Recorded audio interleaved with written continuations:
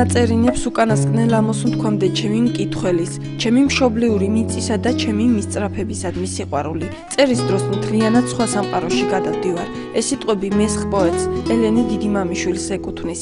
იგი 1919 წლის 15 აპრილის რაბათში ცნობილი განმანათლებლისა და საზოგადო მოღვაწის ზაქარია დიდიმამიშვილის ოჯახში დაიბადა.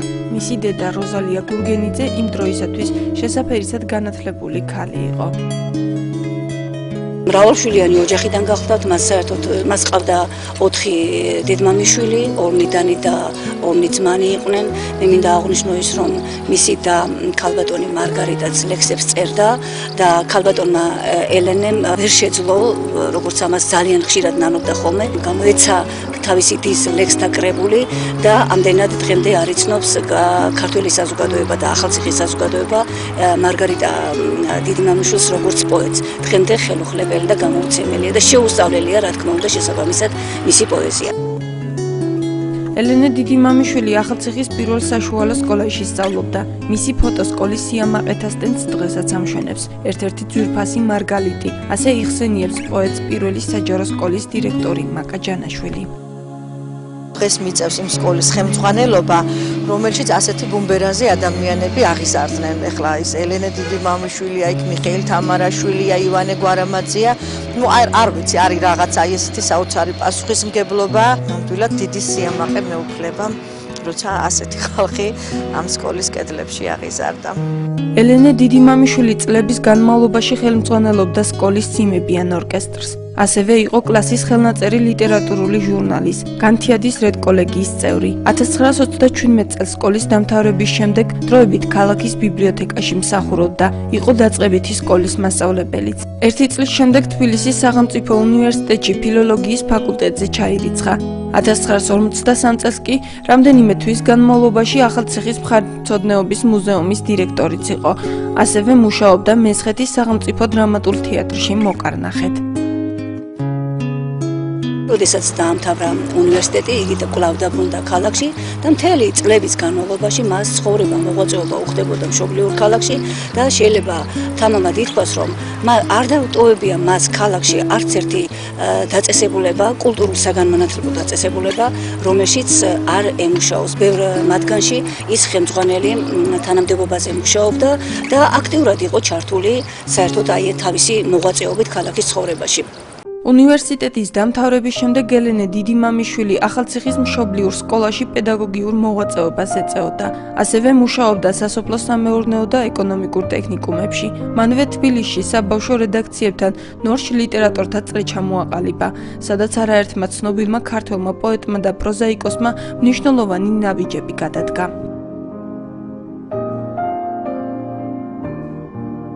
მესხი პოეტი 1946 წლიდან დასთან და დედასთან ერთად საცხოვრებლად თბილისში გადავიდა. სწორედ ამ პერიოდში დაიწყო მისი აქტიური პოეტური შემოქმედება. როგორც ამბობდა, ამაში დიდი წვლილი მის დას მარგალიტა დიდიმამიშვილს მიუძღოდა, რომელიც აქეზებდა, რომ ლექსები სხვადასხვა რედაქციებში დასაბეჭდად მიეტანა.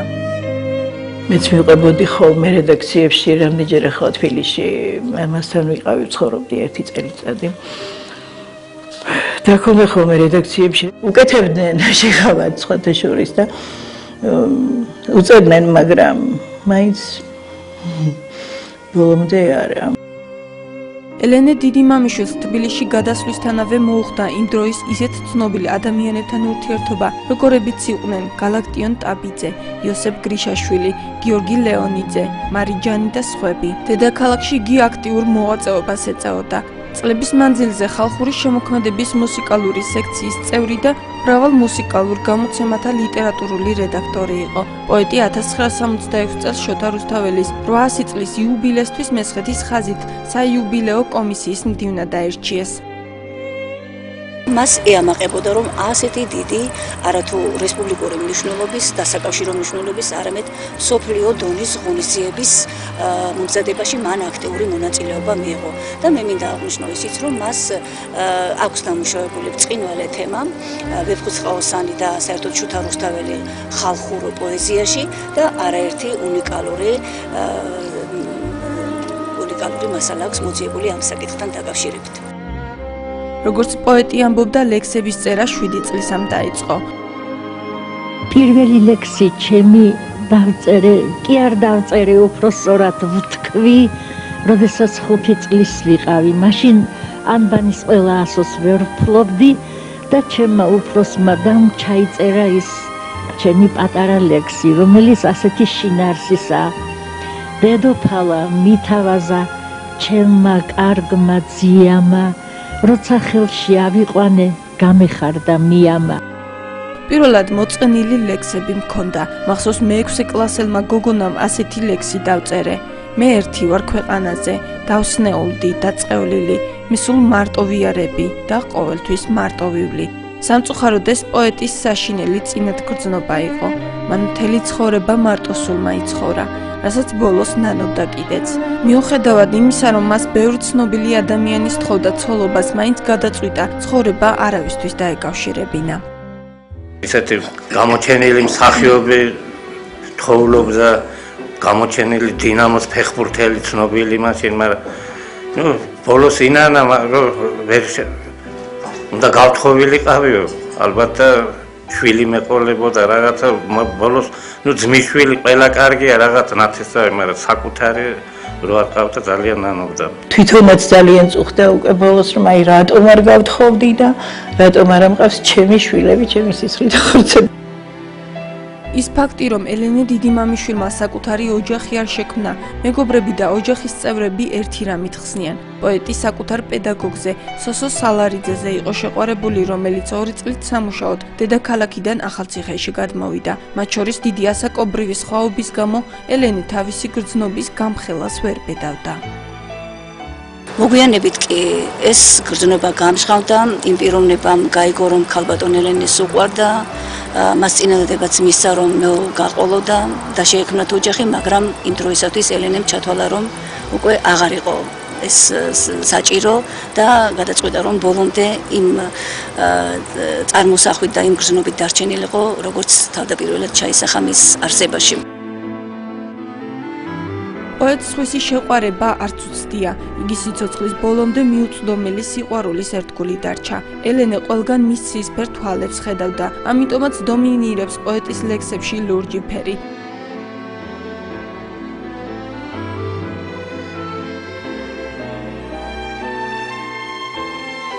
ის საყვარელი ადამიანის მიერ მოწეულ სიგარეტის ფერფლსაც კი ინახავდა.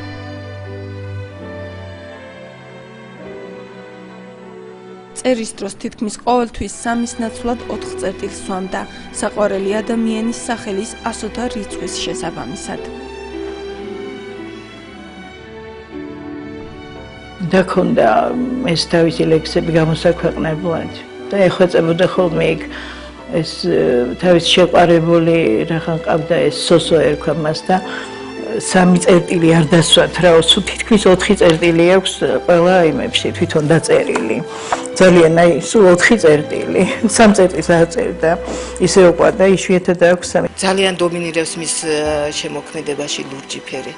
ამ კაცს ჰქონდა ლურჯი თვალები და სულ იმის თვალების ფერზე არის ყველაფერი აგებული. ელენე დიდიმამიშვილს საკუთარი თავი ლირიკოს პოეტად მიაჩნდა. ჩემი პოეზია მხოლოდ ლირიკაა. სულ ერთია რა თემასაც არ უნდა ეხებოდეს იგი.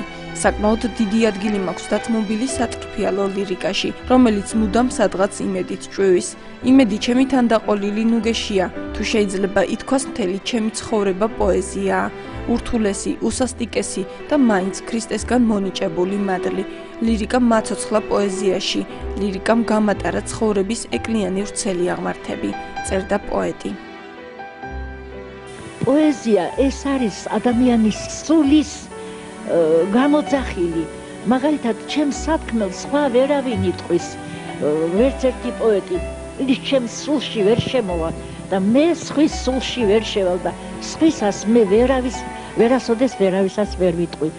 ეს არის რაღაცა გამორჩეული სიმაღლე უხერხულია. ეხლა მე თვითონ პოეტი ვარ, როგორი პოეტიც არ უნდა იყოს, პოეტი მაინც უპირველესია. მისი ლექსები სულ გამოირჩეოდა სამშობლოს სიყვარულით, ადამიანებისადმი სიყვარულით, ბუნებისადმი სიყვარულით, არავის ტოვებდა ისე, რომ რაიმე არ დაეწერა.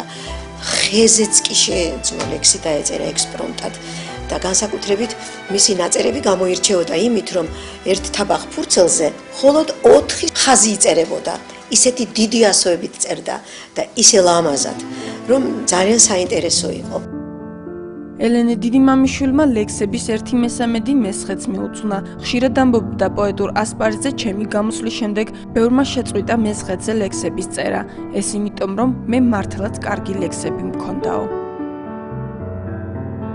იყო თავისი კუთხის დიდი გულშემატკივარი. ისე წერდა მესხეთზე ლექსებს, რომ მე თვითონ აღნიშნავდა, რომ როცა მე მესხეთზე ლექსებს წერდიო, იმ პერიოდშიო მართლაო დააკვირდითო ნახეთო ეხლა თქვენ თუ აქვს უცმეს დაწერილი, იმის როგორც მე ვწერდიო, ისე ვერავინ ვერ წერდაო. რა თქმა უნდა, ეს ახალციხელი იყო, რა თქმა უნდა, ეს იყო უდიდესი პატრიოტი და ყველაზე კარგი ლექსები ელენეს აქვს თავისი მხარის, თავისი ახალციხის, თავისი გარემოს შესახებ, მაგრამ ჩვენ არ ვიქნებით მართლები, რომ მხოლოდ აი ამ მასშტაბებში ჩავდიოთ ქალბატონი ელენე.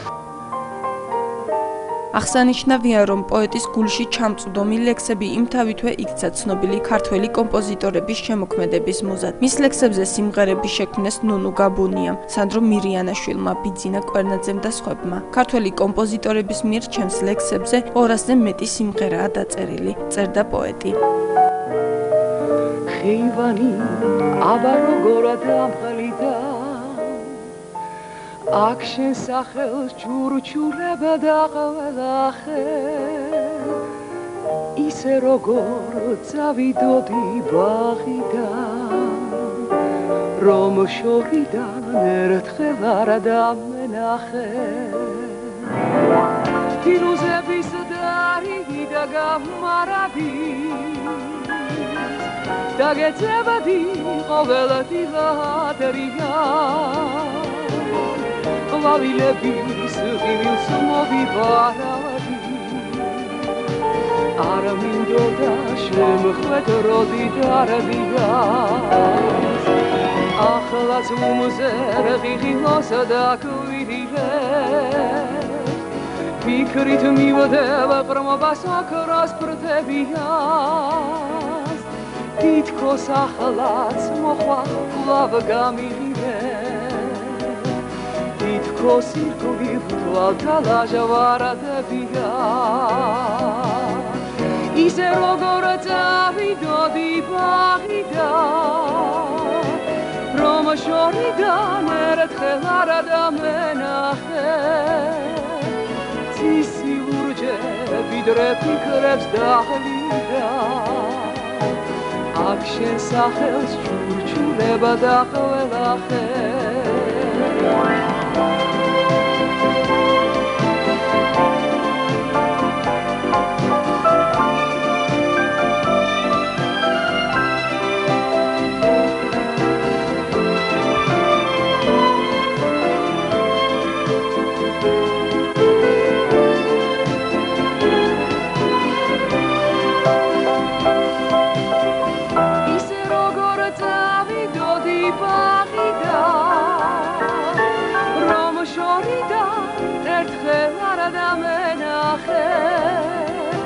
ცისი ლურჯები დრე ფიქრებს დაჰლიდა აქ შენ სახელს ჩურჩულება და ყველახე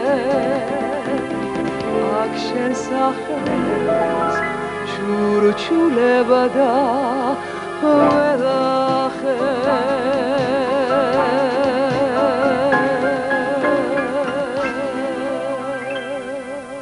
პოეზიას თავისი მასშტაბები აქვს, თავისი ძალა აქვს.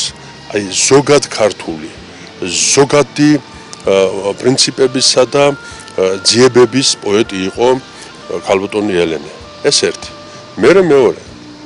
მთელი მე-20 საუკუნის მეორე ნახევარში მის ლექსებზე იქმნებოდა უაღრესად ბევრი სიმღერა. ცით ადვილი არ არის სასიმღერო ტექსტად, როდესაც იყენებენ მოგეხსენებათ ხაზი ესმება მაშინ როგორც ლექსის მუსიკალურობას, ისე შინარს, ისე იმას თუ როგორ მოერგება ტექსტი და მუსიკა ერთმანეთს, როგორც წესი, უფრო ხშირად იწერებოდა ხოლმე ჯერ მუსიკა, მერე ლექსი და, ну, რა თქმა უნდა, ასევე ლექსებზე იქმნებოდა მუსიკა. როგორც ჩანს, ქალბატონი ელენე ორ მხრივ მუშაობდა. მის ლექსებზეც იწერებოდა და მას არაერთი ლექსი შეუქმნია შემდეგ მუსიკის შემდეგ. 60-იან წლებში რადიოთი თითქმის ყოველ დღე არ გავიდოდა დღე, რომ არ ყოფილიყო სიმღერა მაგის ლექსზე. ცნობილი კომპოზიტორი რევაზ ლაღიძიდან დაწყებული, ნუნუ გაბუნია დამთავრებული, ყველას აქვს თითქმის დაწერილი სიმღერა ელენეს ლექსზე. კი, მაგრამ ამ კომპოზიტორებს რომ აცხადებენ, რატომ არ აცხადებენ, ვისია ტექსტიო? ძალიან ნერვიულობდა ხო? კაცო, ჩემ ლექსებს ყოველდღე მღეროდნენ თითქმის. მას უზომოდ უყვარდა მუსიკა. ელენე დიდიმამიშვილმა საკუთარ და ქართველ პოეტთა ლექსებზე რამდენიმე მუსიკალური ნაწარმოები შექმნა, რომელთა უბადლო შემსრულებელი თავადვე იყო. მას სიცოცხლის ბოლო წლებშიც კი არ მოუშორებია თავისი საყვარელი გიტარა.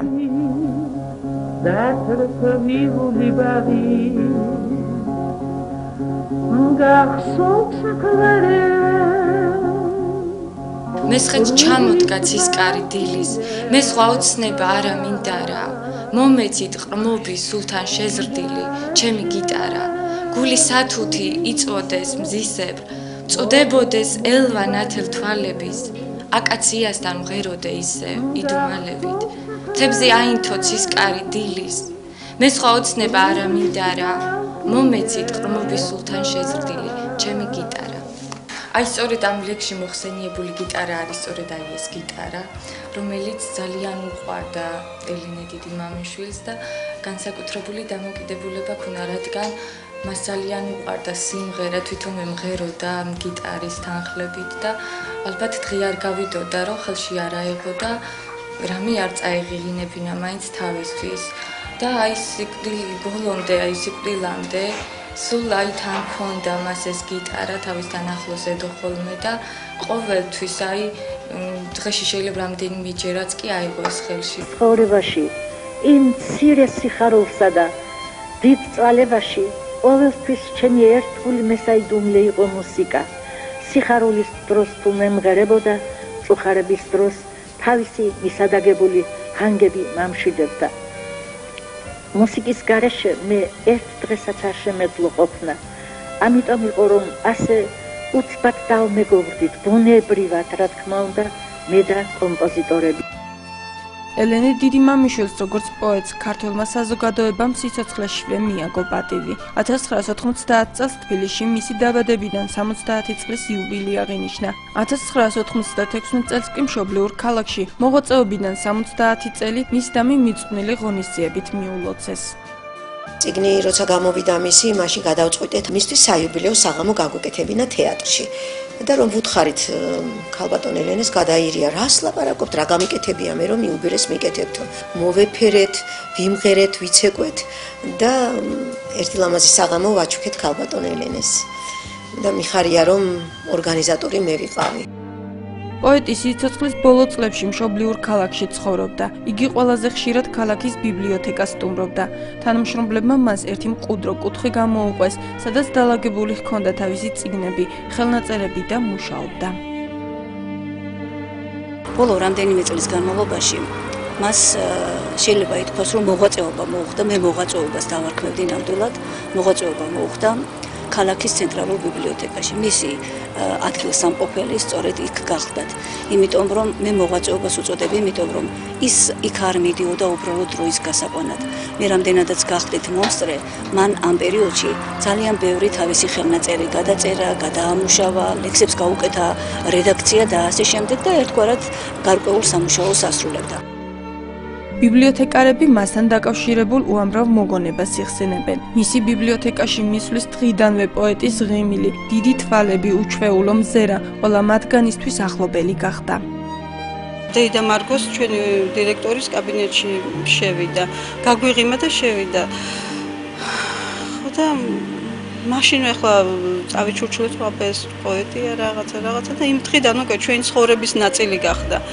მახსოვს საოცრად აი დიდი კეთილი თვალები და საოცრად ლამაზი ღიმილი ჰქონდა. ძალიან კარგი პიროვნება იყო.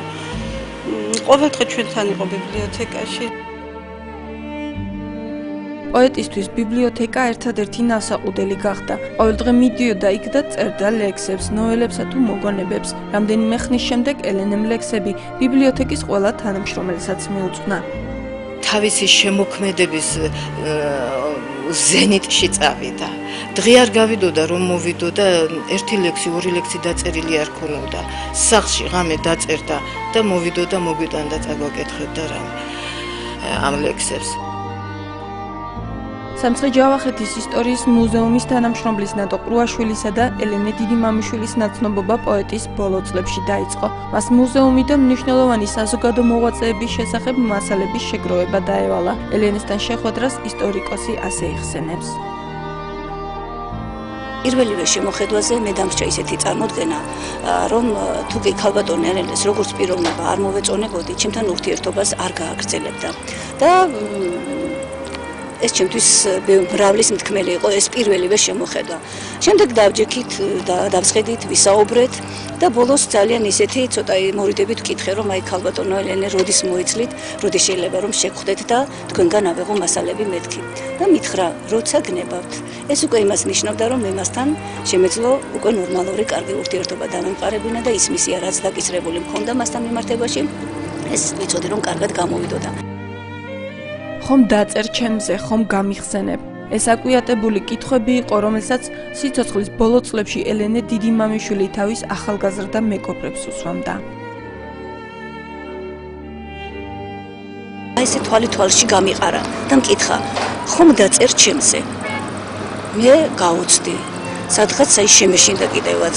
მე მივხვდი, რომ პოეტი ეს ქალბატონი ელენე მომავლიდან მელაპარაკებოდა.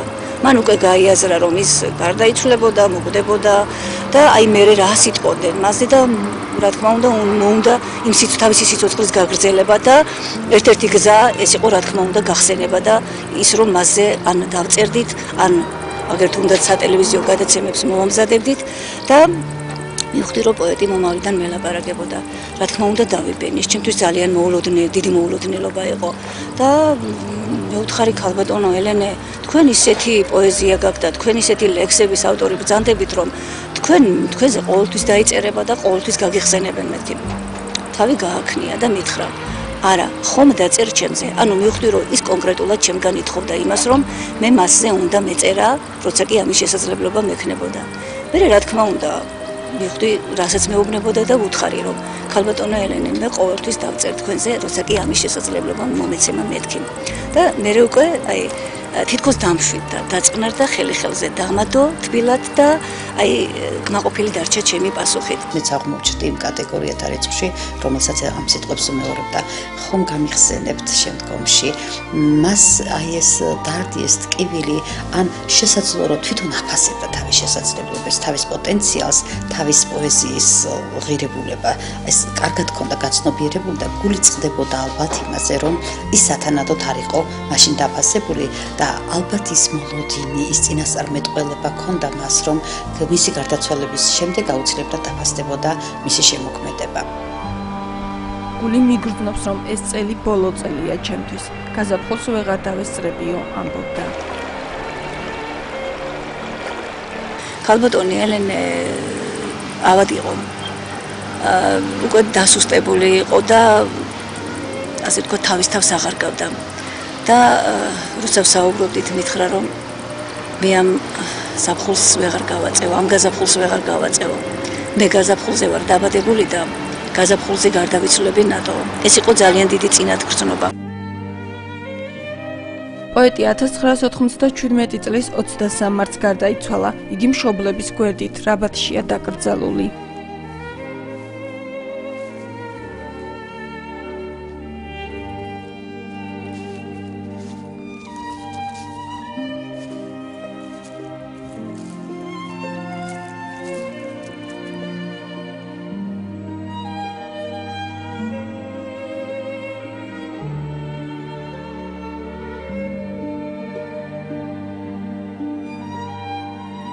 დიდიმამიშვილის გარდაცვალების შემდეგ საკითხი დადგა, რომ მისთვის ძეგლი დაედგათ. ამისათვის საჭირო იყო სახსრები.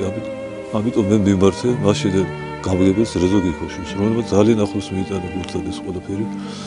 გამოყო საჭირო თანხა და დაიდგა ძეგლი, რისთვისაც ძალიან დიდ მადლობას ვუხდი. აქ განისვენებდა აგრეთვე დიდი მამიშვილის საგარეო სხვადასხვა წევრები, როგორც მისი და ელენეს და მისი მშობლები, მისი ძმა, ასე აგრეთვე პაპა და ბაბუმისი. მესხი პოეტისადმი ყურადღება არც მისი გარდაცვალების შემდეგ შენელებულა, რაც იმაში გამოიხატა, რომ ელენე და ზაქარია დიდი მამიშვილების მემკვიდრეობა, რომელიც ბიბლიოთეკაში იყო განთავსებული, აღიწერა, დამუშავდა და სამცხე ჯავახეთის ისტორიის მუზეუმს გადაეცა. შეიქმნა კომისიის თავმჯდომარე გახდით მე, 5-კაციანი კომისია იყო და კომისიას დაევალა ის, რომ მისი მასალები გადაერჩიათ და შესაბამისად საბოლოო ბინა მიეჩინათ ამ მასალებისთვის. და მართლაც მთელი ერთი თვის განმავლობაში მუშაობდით ბიბლიოთეკაში, გადავარჩიეთ ეს მასალები და ძირითადი მასალა გადმოვიტანეთ ჩვენთან მუზეუმში, რა თქმა უნდა, მისი მეორადი მემკვიდრე გახდათ ბატონი შაქრო დიდი მამიშვილი, მისი ძმისშვილი და მისი თანხმობა იყო ის, რომ მისი მასალები ერთად ყოფილიყო, მოთავსებული, არ გაბნეულიყო და დავტოვეთ ჩვენთან მუზეუმში. მუზეუმის დირექციის წინადადებითა და ქალაქის მაშინდელი ხელმძღვანელობის ხელშეწყობით 2000 წლის გაზაფხულზე ელენე და ზაქარია დიდი მამიშვილების სახლის ფასადზე მემორიალური დაფა დამაგრდა, რითაც ახალციხის საზოგადოებამ მათ ხსოვნას პატივი კიდევ ერთხელ მიაგო. მუზეუმის დირექციამ ქალბატონმა ციურემ აღძრა საკითხი, ქალაქის მერიის წინაშე დააყენა წინადადება, რომ დადგმულიყო, ასე ვთქვათ, ქალბატონ ელენეს სახლზე დამაგრებულიყო მემორიალური დაფა. ეს იმიტომ, რომ ეს არ არის ჩვეულებრივი რიგითი სახლი. ეს ის სახლი იყო, სადაც სამმა დიდმა პიროვნება, სამმა საზოგადო მოღვაწემ იცხოვრა და იმოღვაწა. თვითონ მამამისი ბატონი ზაქარია დიდი მამიშვილი, მისი და მარგარიტა დიდი მამიშვილი და თვითონ ქალბატონი ელენე. ასე რომ ეს სახლი იმსახურებდა იმას, რომ აქ განთავსებული იყო მემორიალური დაფა და მართლაც ბატონ შოთა ნასყიდაშვილის ხელშეწყობით და საერთოდ ქალაქის მერიის ხელშეწყობით ეს ღონისძიება დაგვირგვინდა ლამაზად და სწორედ მაშინაც გახსნის პერიოდში ერთი კარგი ლამაზი ღონისძიება მოვაწყეთ. ელენე დიდი მამიშვილს აღიარება და საყოველთაო სიყვარული სიცოცხლეში ვეხვდა წილად. იგი ოცნებობდა ლექსების კრებული გამოეცა და ხალხს მისი პოეზია ხვარებოდა. პოეტს ორივე ოცნება აუხდა. ლექსების 11 კრებული გამოსცა და თავისი პოეზიის მიმართ საზოგადოების სიყვარულიც დაიმსახურა. მისი შემოქმედება იმდენად ღრმა არის, იმდენად ესეთი ლირიკული შემოქმედება აქვს, რომ ნამდვილად ყველა ადამიანის სულს შეძრავს. ელენე დიდი მამიშვილი ძალიან პოპულარული პოეტი იყო თავის დროზე. ჩვენი თაობა მაგალითად ბევრი რამით არის დავალებული ქალბატონ ელენესგან, იმიტომ რომ მისი ლექსები ხალხმა იცოდა ზეპირად. მისი ლექსები იყო ძალიან ბუნებრივი,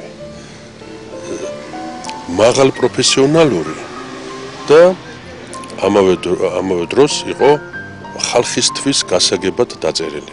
რაღაც სხვა იყო, აი მე შეიძლება ვთქვა, რომ სხვა იყო, აბსოლუტურად განსხვავებული პოეტი დაიარებოდა ახალციხეში. თქვენ ამზადებთ ამ გადაცემას და ესეც ერთ-ერთი დასტური იქნება იმისა, რომ ელენე დიდი მამიშვილი იყო დიდი პოეტი, დიდი საზოგადო მოღვაწე, რომელიც არ გარდაცვლილა, ასე ვთქვა. თუმცა როგორც მისი ძმისშვილები იხსენებენ, პოეტი ხშირად ამბობდა, რომ ის სათანადოდ დაფასებული მაინც არ იყო. გულნატკენი იყო თვითონ, რომ რაღაც იმდროინდელი მთავრობა რაღაცა ყურადღებას ვერ აქცევდა. ნუ თვითონ ეგრე ფიქრობდა, რომ მეტი ყურადღების ღირსი იყო და რაღაც შეიძლება ყურადღება მიექციათ მათ. ნუ ამის გამო ეს რა ვიცი, ხშირად საყვედურს გამოთქვამ და ყველას მიმართ თითქმის. სიმართლე გითხრათ, არ გვიგრძვნია, რომ ის დიდებული პოეტი იყო. იმიტომ რომ მის სულიერ სამყაროში ისევ ვერ შევიჭერით მაშინ. მაგრამ ამას მე შემდეგ მივხვდით. ელენე დიდი მამიშვილს გარდაცვალების შემდეგ მშობლიურ ქალაქში პატივი საზოგადოებამ არაერთხელ მიაგო. საღამოები იმართებოდა ქალაქის მთავარ ბიბლიოთეკაში, პირველ საჯარო სკოლაში, მუზეუმსა თუ უნივერსიტეტში.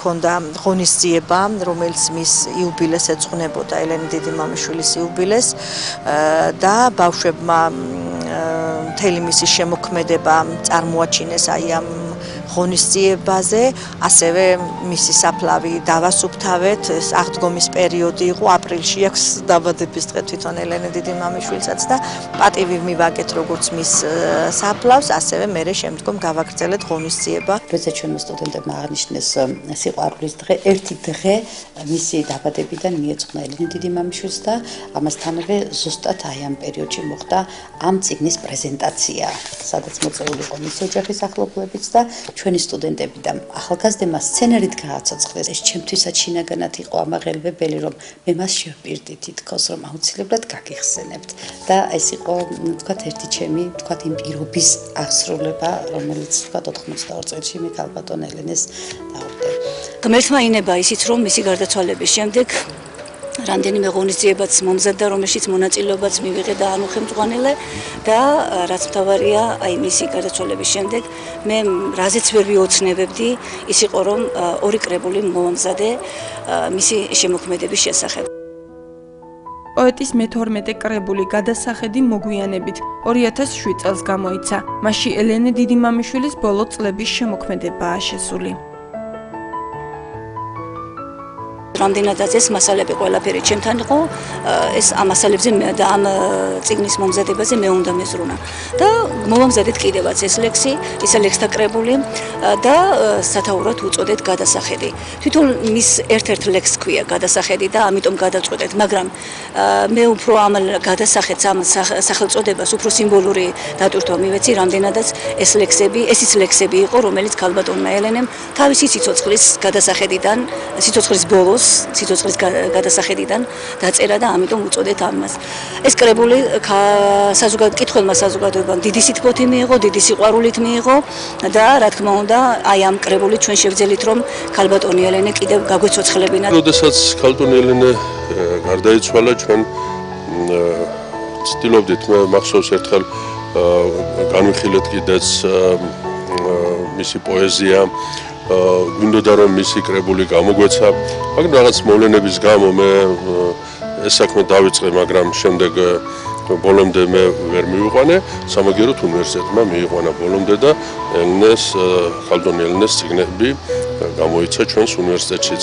ძალიან მნიშვნელოვანია, რომ აღმოჩნდა ლექსები, რომლებიც მას გამოქვეყნებული არ ქონდა და ასეთი ლექსები გამოქვეყნდა.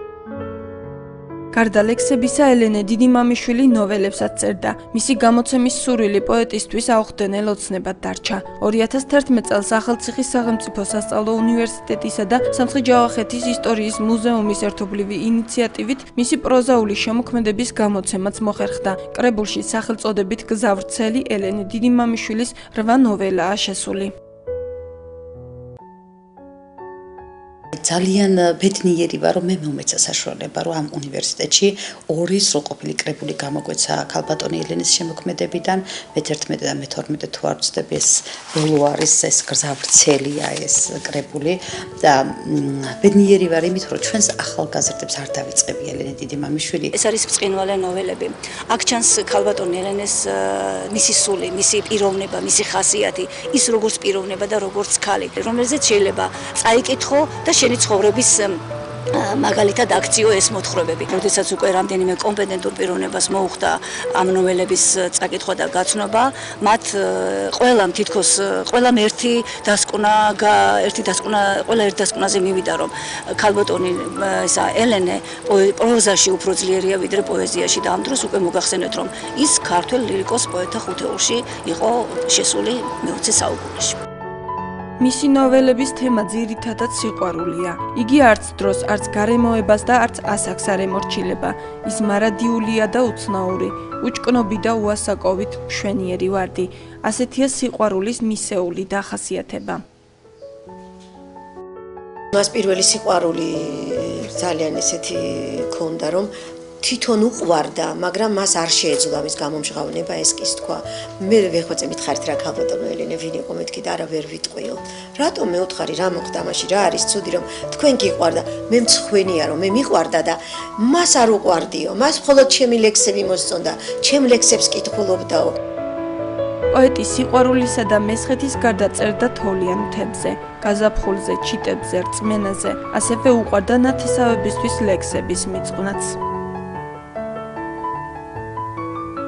თვალებცი მციმაო ბავშვო მშვენიერო, ნათელი ქფენია ვარდების, ხან უნარნარესო, ხან კლდეზე ძლიერო, ნეტავი ვის შეუყვარდები, შენი გაზაფხული სიცოცხლის ფერია, ცაცხვი რომ ჩურჩულებს ჩუმად, შენს კისკის, შენს ღიმილს ელიან, ნუ ეტყვის სიყვარულს ზურს, ელვარე გიშრებით მზეს რომ მიელიან, ეს სატრფოს თვალები თუა, სხვაზე კურწფელია, სხვაზე ძლიერია, ნუ ეტყვის სიყვარულს ზურს.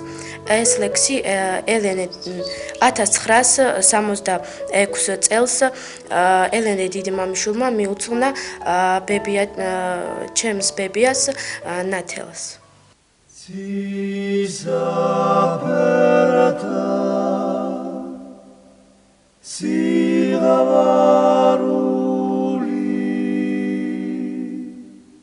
როგორც ნაცნობები იხსენებენ, მისი საყვარელი ადგილი ქალაქის ბიბლიოთეკის გარდა ცენტრალური პარკიც იყო, სადაც ფიქრებში გართული არაერთხელ უნახავთ. მისი მეგობრებისა და ახლობლების თქმით, ელენე დიდმამიშვილი ყურადღებას თავისი განსხვავებული ჩაცმულობითაც იქცევდა. უფროს კლასელი ვიყავი, სკოლიდან მოვდიოდი, სწავლობდი პირველ საშუალოში. და უცბად აი ჩვენი ყურადღება, ბავშვების ყურადღება მიეპყრო უცნაურად ჩაცმულმა პიროვნებამ. გზის მეორე მხარეს იყო და ხალხიც თვალს ადევნებდა. ხო ჩვენც ბავშვები გავჩერდით, უყურებთ ნეტავინ არის ეს ქალბატონი რაღაცა და მე ერთმა თქვა რომ ეს პოეტიაო ელენე დიდმამიშვილი. სხვანაირი ქალი იყო, ესეთი ჩაკუჭკუჭებული ლამაზი, ჭაღარა შერეული თმებით, დიდი ლამაზი საყელოთი. ქუჩაში რომ დადიოდა ნელი დარბაისლური ნაბიჯით, ქარიშხალი რომ ყოფილიყო, კოკის პირული წმიმა, ეგ მიდიოდა, ვითომც ამ ქვეყნად არაფერი არ ხდებოდა. მახსოვს კიდევ განსაკუთრებით სხვანაირი ფეხსაცმელები ეცვა. ასეთ ფეხსაცმელს არავინ არ ატარებდა. პოეტები ასეთები არიან. რაღაც სულ სხვა გრძნობა აქვთ, მეცხრეცაზე დაფრინავენ, სხვანაირად წერენ, სხვანაირად აზროვნებენ და ეს ასეა. ელენე დიდმამიშვილს სარწმუნოებასთან განსაკუთრებული დამოკიდებულება ჰქონდა. გულსაბნევ ჯვარს იგი თავის სტილისმას უწოდებდა. მესხი ქალბატონის კიდევ ერთი განუყრელი ნივთი კრიალოსანი იყო, რომელსაც ამჟამად პოეტის ძმისშვილიშვილი ინახავს. იგი იხსენებს, ბავშვობაში ხშირად უნახავს ამ კრიალოსანით ხელში როგორ ლოცულობდა.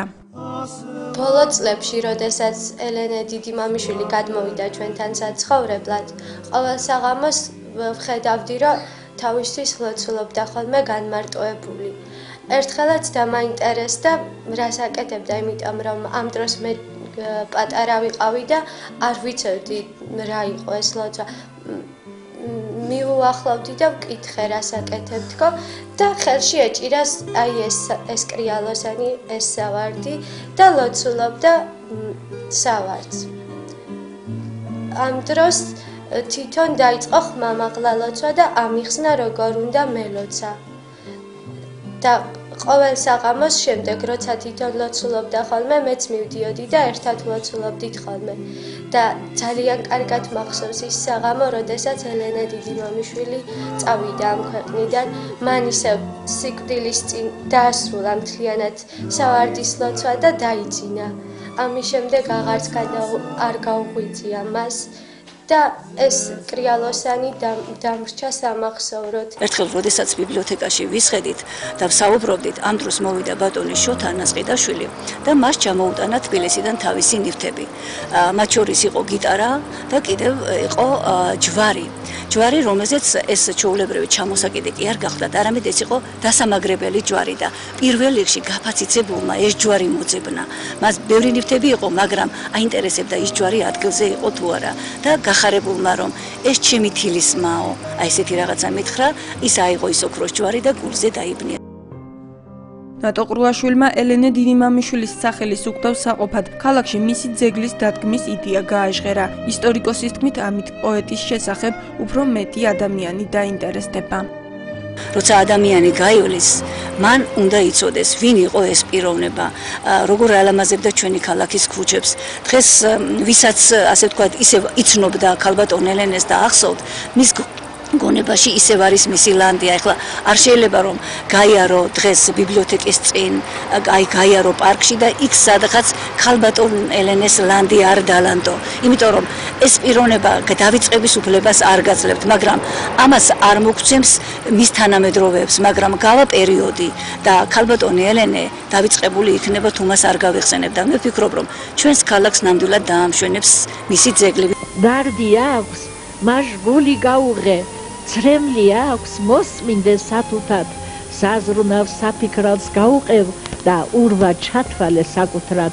სყურია, შეასვი დალოცე, ეცემა შეუდეგ ყავაჯნად, უძლურთან დურვარ წამოგცდეს, იყავი იმედის დარაჯად. დაშჭირდა ის რაც შენს ხელთარი, გაიღე, გაიღე, გაიღე, ეგ გული სიკეთით შესზარი, ამ ქვეყნით სხვას ვერას წაიღებ. პოეტს ოცნებად ექცა თავისი დის მარგალიტას ლექსები გამოეცა.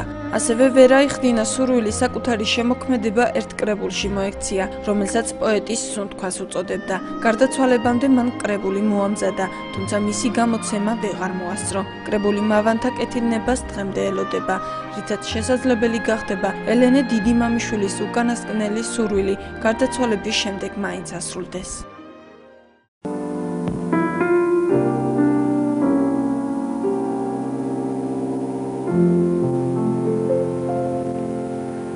ასეთი კარგი ნედავი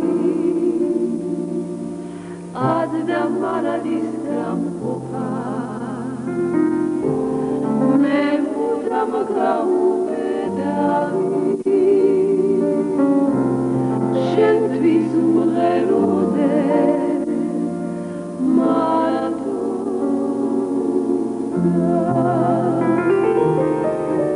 მე მუდამ გავუბედავი შენთვის მღეროდე მარტო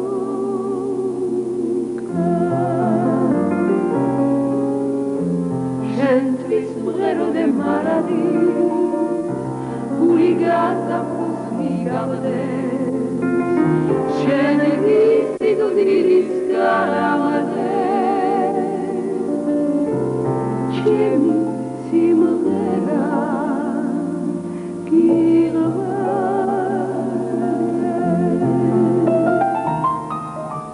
შენ გისიგდირის გარამადეს